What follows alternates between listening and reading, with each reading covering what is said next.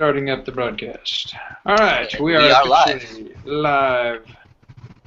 And it is February 16th, 2015, the first official meeting of the full board. James Brown was not able to make it today, but there is no agenda as of yet. We're just going to be talking through next steps, I guess, how we're going to organize this thing and move forward.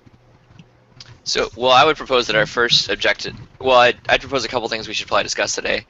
One of them is that we need to elect board officers, because now that the interim board no longer exists, we no longer have executive director, secretary, treasurer, anything like that. We're all just board members, officially. So we should probably discuss that nomination.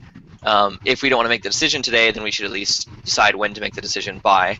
And then we should probably also talk about, we've talked about a little bit on Slack, but we should talk on video about our plans moving forward regarding to our nonprofit status and whether or not that affects anything else within our strategy. Yeah, sounds good. I think also, too, it might be good just to kind of give an overview of kind of the vision and purpose. I mean, we spent a lot of time working through all that and our, working through our, everything we have basically to this point, and just more of an administrative thing. And Sean, I don't know if you can, Roy, I'm not sure how difficult it would be to add James and Eric to the Google Apps account system, because I was realizing all the documents, all the historical documents, all the minutes, all that kind of stuff, they don't have access to at this point necessarily. Now, I'm fine if that's going to be a big deal, just adding their personal accounts to the Google Drive account so they can access all that information. It's just a lot easier when it's like anyone who has a Tennessee Bitcoin Alliance account can access this stuff. But I was just thinking it would be probably good for Eric and James to read through the minutes of the previous meetings. Definitely not to watch all the videos, because hopefully they have more life than that. But just to kind of get a feel for how we got where we are might be helpful. That's up for discussion, but I think it'd be good to kind of say, how did we get here and where are we? And that relates to our vision and our, that kind of stuff. I think that sounds good. In regards to the email address thing, I think that, there's no, right now it's very easy if we were just to share, we have a folder called Tennessee Bitcoin Alliance that has everything within it. We could share that folder in Google Drive with any personal email address or work email address or what have you, and they would have access to all those files just as much as we do. Now, I wish Sean Roy, nod if you can hear us, would you? Okay, good. You can hear us now. Great. We just still can't hear you. So some of this depends on, I know up to this point, Sean Roy had suggested that, or he had offered to pay our Google Apps fees each month. But I know that was with the idea that it would be short term. And so now that it looks like it might be a little more long term that we're paying for Google Apps, because originally, and Eric, just for a little background information, Google Apps does have a Google Apps for Nonprofits feature where they'll actually give you Google Apps services, email addresses, drive storage, and all that kind of stuff for free if you're a registered nonprofit. Unfortunately, we can't be approved for that service until our nonprofit registration is complete, and it looks like it may be a while until that's the case. So I think unless Sean Roy intends to continue donating to cover all of that, I mean, long term, we should probably talk about other options. As far as I think at the bare minimum, we need like one email address with the TennesseeBitcoin.org tag, like info@TennesseeBitcoin.org. But I'm not sure that it's an effective use of organization funds to fund email addresses for each board member at this point. So I think that's something that depends on, unless Sean Roy or someone else wants to donate to cover all of that indefinitely. Because if we add a couple more people, that adds a little more expense. That it's not the biggest expense in the world, but it is an expense that we could put those funds to better use elsewhere, in my opinion. So, I mean, that's just something to discuss. Because we could have, I know at this point, even when people have emailed me about Tennessee Bitcoin Alliance stuff before, often they end up emailing my personal email address, john@johnmeese.me. And then often, I mean, I either forward the email and then respond from my Tennessee Bitcoin Alliance or just respond from there. But I'd say, we don't get a whole lot of email through there, and so I'm not sure that it's something that we need to manage a separate inbox for. Yeah, I think related to that too, we can have any number of forwards, so we can still keep the @Tennessee Bitcoin Alliance email address and have it forwarded to our accounts. It just takes some administrative setup. When Sean gets back, he can comment on that. or I can dive in and take a look at it. But it shouldn't be too difficult. Oh yeah, I mean, there's no problem with forwarding it. I mean, that's not. I don't think that's the issue. It's more like, well, are people using it? I mean, if people are already emailing our personal email addresses instead of the TennesseeBitcoin.org email addresses, even after repeated attempts to use that one, like, is it? I'm just saying, like, is it something we need to keep spending time on? I know as it stands right now, Sean Roy uses a prepaid card to pay for the donated fees, and every single month the card gets rejected because he hasn't put balance on it, and then every single month I have to contact him and remind him to put a balance on it, and then often our account ends up getting suspended before he gets around to it, and then once he does it, then our account gets reactivated. But it just seems like an extra hassle. It's more than an expense. It's just the fact that it's 5 extra steps that, like, I mean, as it is right now, we haven't paid for this month, and so our Google Apps account will be I mean, it could be deactivated any minute now. What's the cost? How much money are we talking about? It's not huge, but it is cumulative. So it's $5 per user per month. So it's like $30. Right. So if we're adding 2 more, if we have info, which is like our kind of main one, plus six members, that's 7. So that's what, $35 a month indefinitely. So it's definitely not huge. And if someone wants to cover it, I think they can. But I think that I don't want to use I wouldn't recommend. At least my vote would be to not use organization funds for that. It's because we have such a small budget as it is. I'll cover the cost for now. I don't like the idea of doing away with them. I think we need to have those email addresses, and right now my membership name is tied under that and everything else, and having to go back and refigure that out. Shit, it's worth $35 a month. Not have to do that. I'm totally fine with that. The point I was trying to make is that you can keep that at TennesseeBitcoin.org and still have that email address as an actual email address, but really it's just a forwarding address, and those don't cost us anything. But that's fine. I mean, if you guys are somebody willing to pay for it, then let's go ahead and just keep paying for it. But I agree that it's not a good use of funds when we don't have really many funds at all at this point as an organization. So I can give a credit card number to Sean Roy or something. Yeah, either Sean or I can set it up pretty easily. Okay, I communicate more regularly with you, John. So if you'll remind me, or I guess it'll be in the meeting minutes, but I can get you a credit card number, and we'll just have it charged to that number for now. Okay, that'd be great. I'm adding an action item for that now, so that'll be in there. Okay, that'd be great. Yeah, I mean, in that situation right there, it's a one-time thing. We set it up and it's done. It's a lot less hassle. But having to reset it up every single month is kind of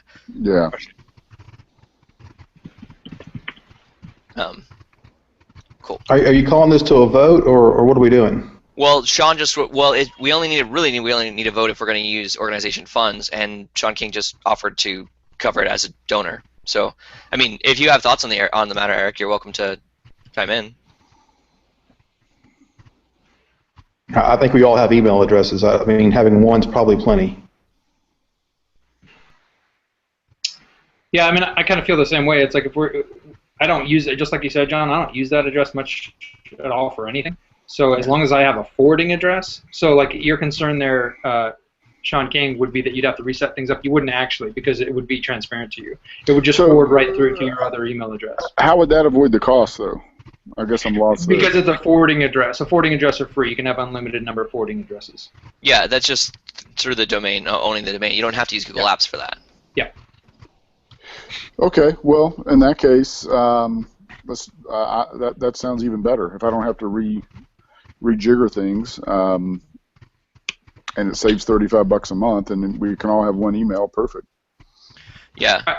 Sean, can you chime in now? Do you have audio? Not hearing anything from you. Fortunately not. Yeah, I know this is a matter. Funny. Just recently, my mic on these headphones went dead. Like, it doesn't get picked up by Google Hangouts. Oh, no. So I have to use the built-in mic on my computer. So really weird. But Sean, basically what we were discussing is that Sean King was willing to pick up the Google Apps cost going forward. But I think what we're going to do instead. Oh wait, we have sound.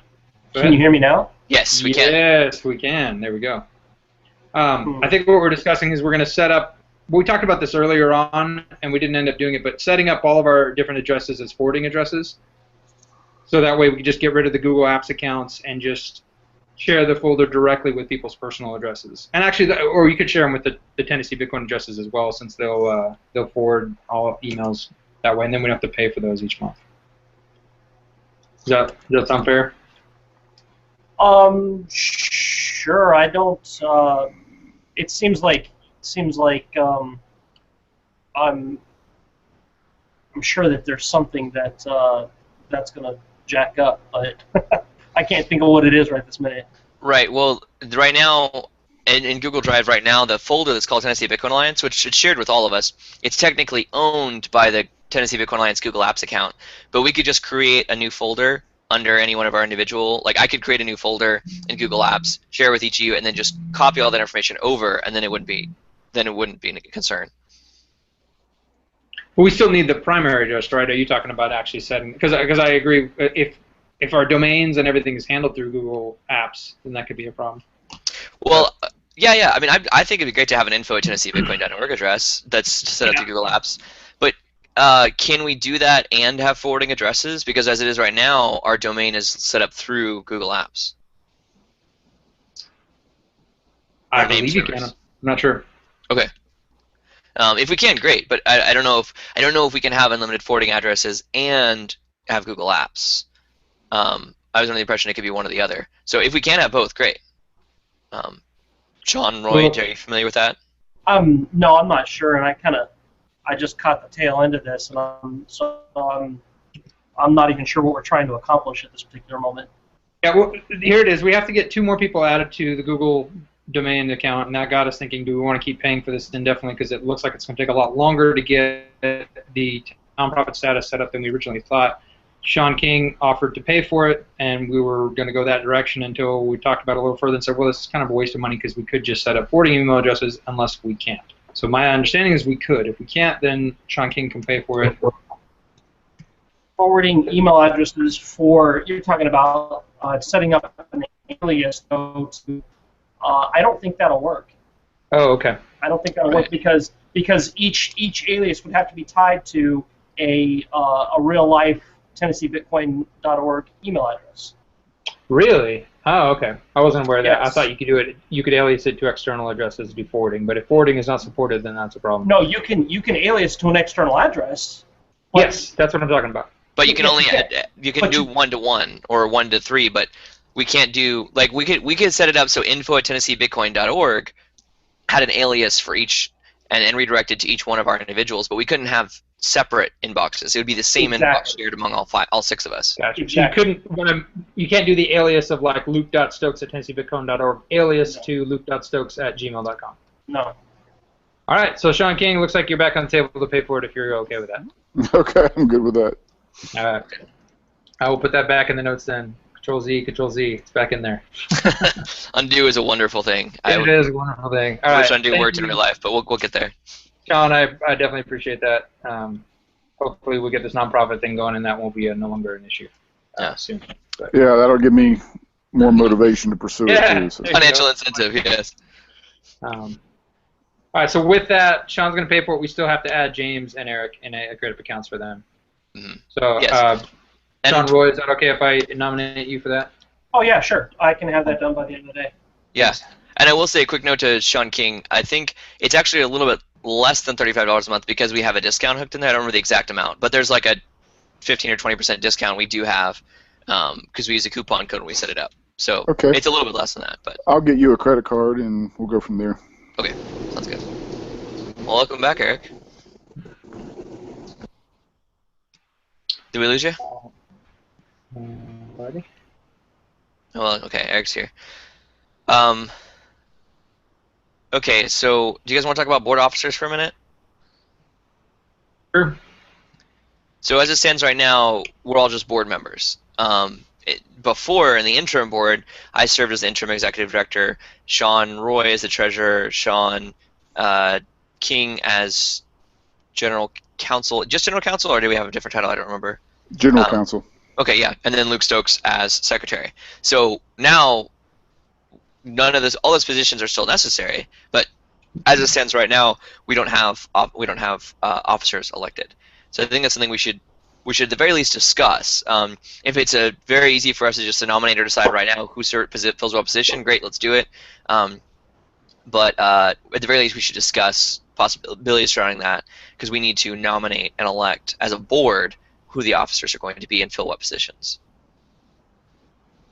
Does anybody have any objection to or want to denominate themselves from their prior role?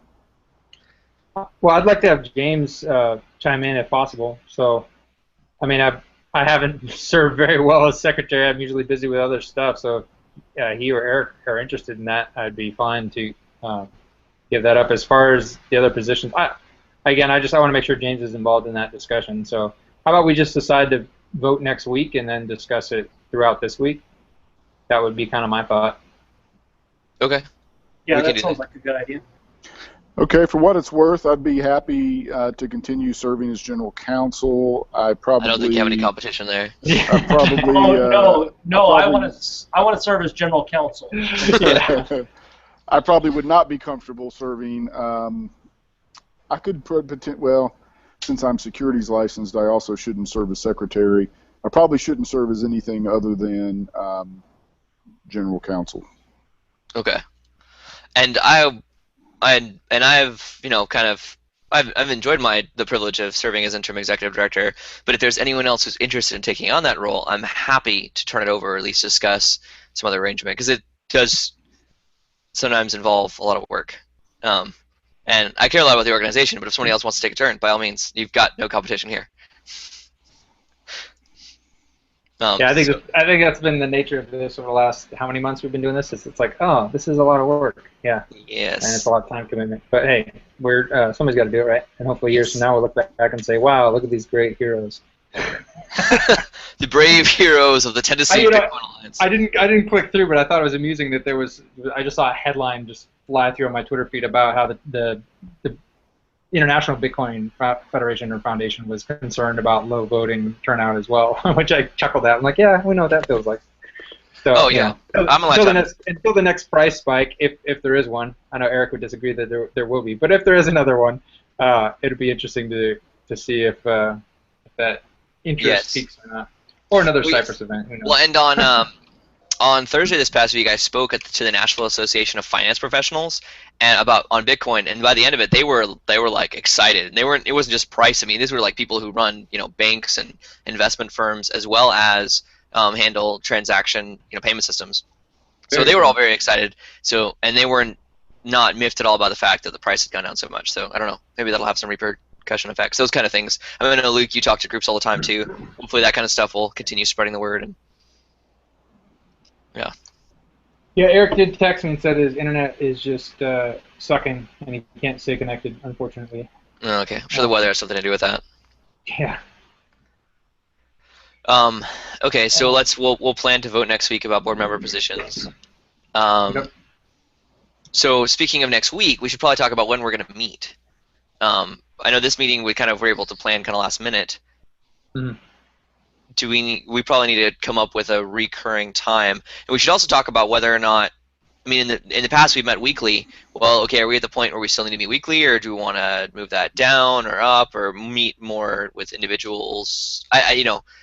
Focus more on action teams, meet once a month as a group. There's a lot of different options here. Do you guys have any thoughts on that? It's a good question. I would prefer not to meet so often for sure, but I also think that when we meet, it's a reminder to actually go over our to-do list and get stuff done. And if that can happen in Slack, and I think it can, but if it can happen and we're motivated enough to support each other to get things done, then I'm for meeting every other week.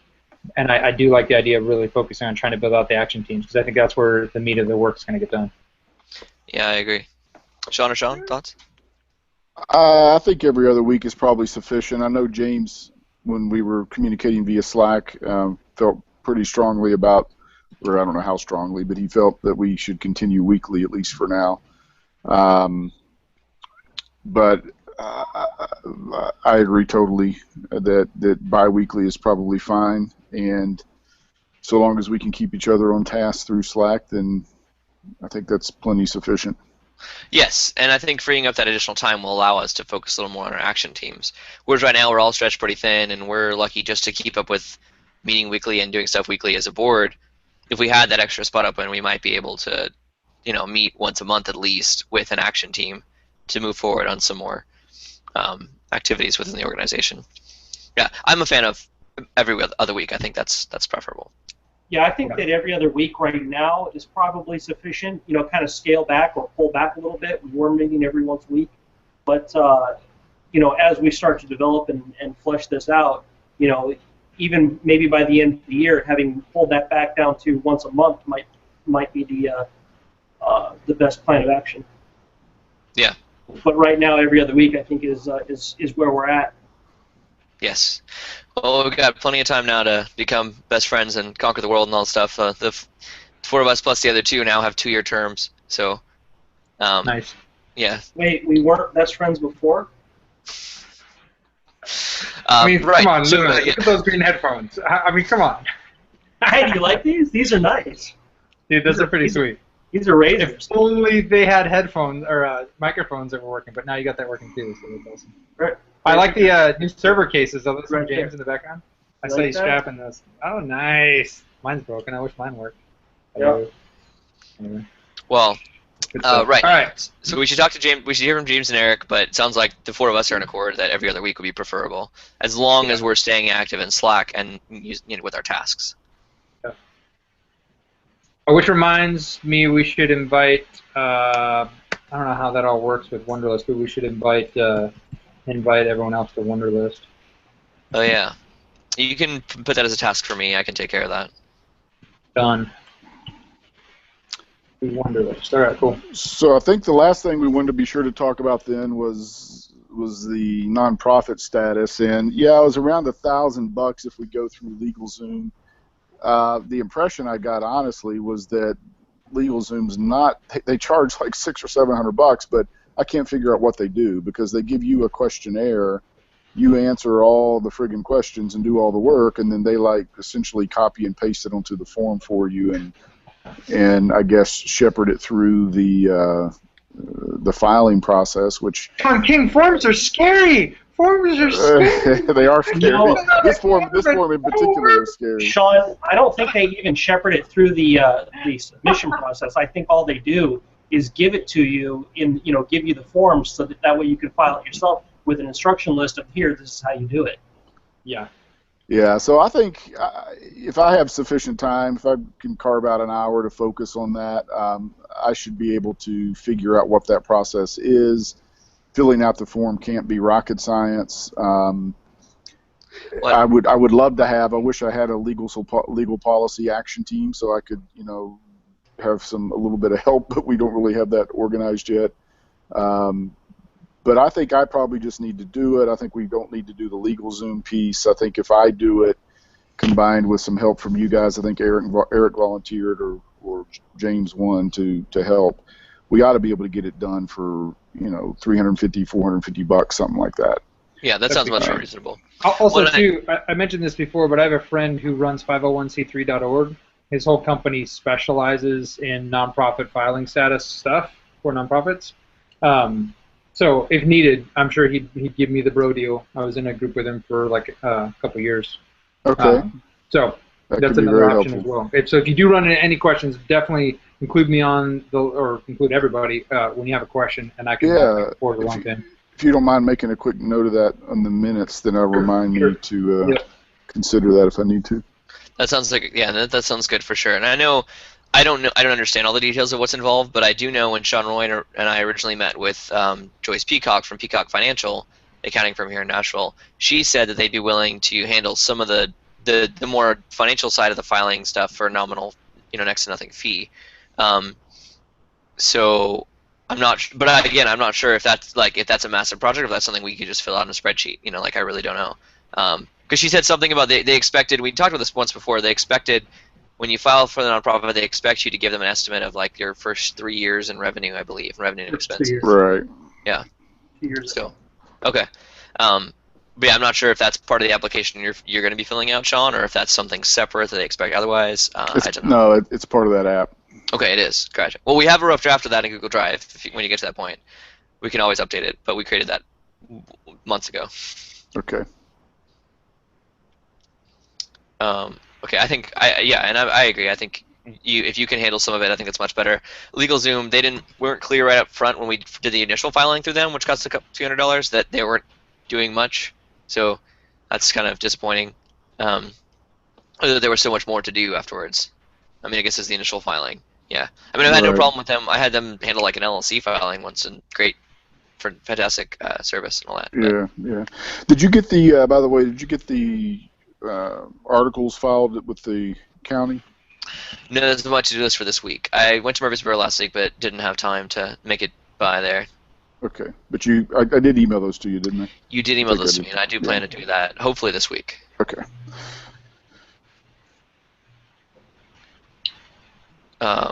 Okay, I mean, is there anything else we need to discuss?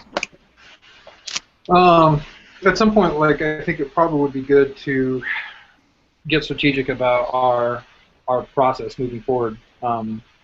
Specifically with action teams. What are we going to do to build those out? What are we going to do for supporting local community here in Nashville, in Knoxville, in Murfreesboro, and wherever else, in Memphis? Just starting to put together some strategies for actually doing the things we said early on we want to accomplish. I don't know if about you guys, but I think I could use a great recentering on, like, okay, this is the vision for the group. These are the action groups we want to build. Here's what we want to do. Like, Eric asked me some of those questions. Unfortunately, he's not here, but he asked me some of those same questions. Like, what are you guys trying to accomplish? And I thought it would be good to put those in front of us again. It's okay, now we have a board. This is what we all said we want to do. Does the new board agree to this? And then, like, I know Eric had some really interesting ideas about how to bring in some profit for the organization. I know, Sean, Roy, you've had a lot of those ideas as well. Potentially the grants and different things that are available for an organization like us. All these different possibilities. I think it would be good. And it might not even be like a normal board meeting. Maybe it would just be more strategic or even tactical within the action groups. But I think it would be really good to say, okay, this is what we want to accomplish. These are the people we currently have. This is the plan to grow who we have into other groups. There's a plan to grow the different communities that we're going to be supporting, not just in Nashville, but everywhere else. And then, let's actually start building out. And we've got that great, SOP for what an action group is supposed to do, and really thinking through, okay, how can we make that happen? I think that would be really helpful for me anyway, just to stay encouraged and be like, yeah, okay, we actually have practical to-do items that are not just administrative, like things that are actually part of our mission statement. Yeah. I think one of the biggest things that we need, and we need a volunteer, and it wouldn't take them more than a couple hours a week at most. But one of the biggest things we need is a marketing / PR person who can be regularly updating the website. Regularly, I mean once a week. Regularly sending out tweets. Regularly, communicating with Bitcoin devotees via Facebook.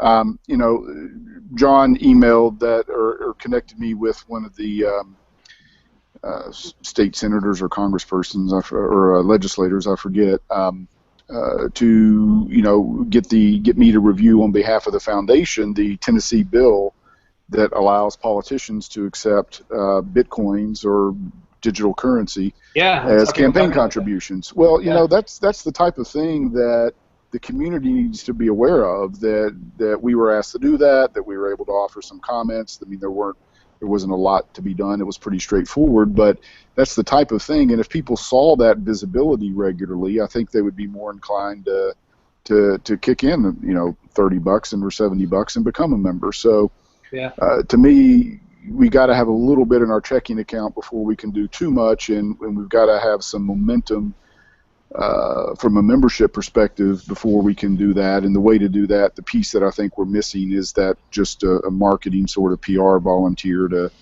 help us take some of the work we're doing, put a good spin on it, and get it out there to the community. I agree. Yeah, and we did have a volunteer step forward to do that. Unfortunately, she's not really. It was Rayanne's niece, I believe. Her name is Jessica.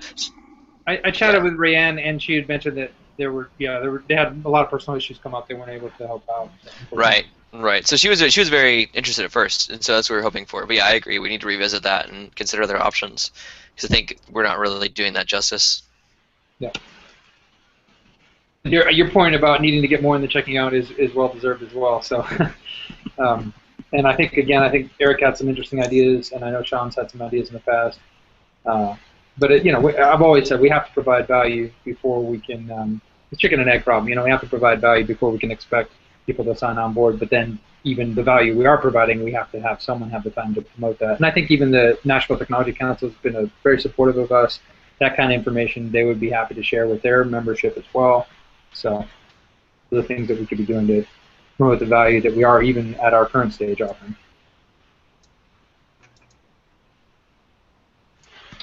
So, anything else that we should add to the minutes here or discuss? And then as far as next week, if we are going to meet next week, let's just do that in Slack. Try and figure out a time for that. Does that sound good? Good to me. Yep. Sounds good, guys. All righty. All right, appreciate it. Yeah, appreciate you guys, every one of you. Thank you. Take care. Bye. You guys, take care. Peace. Bye.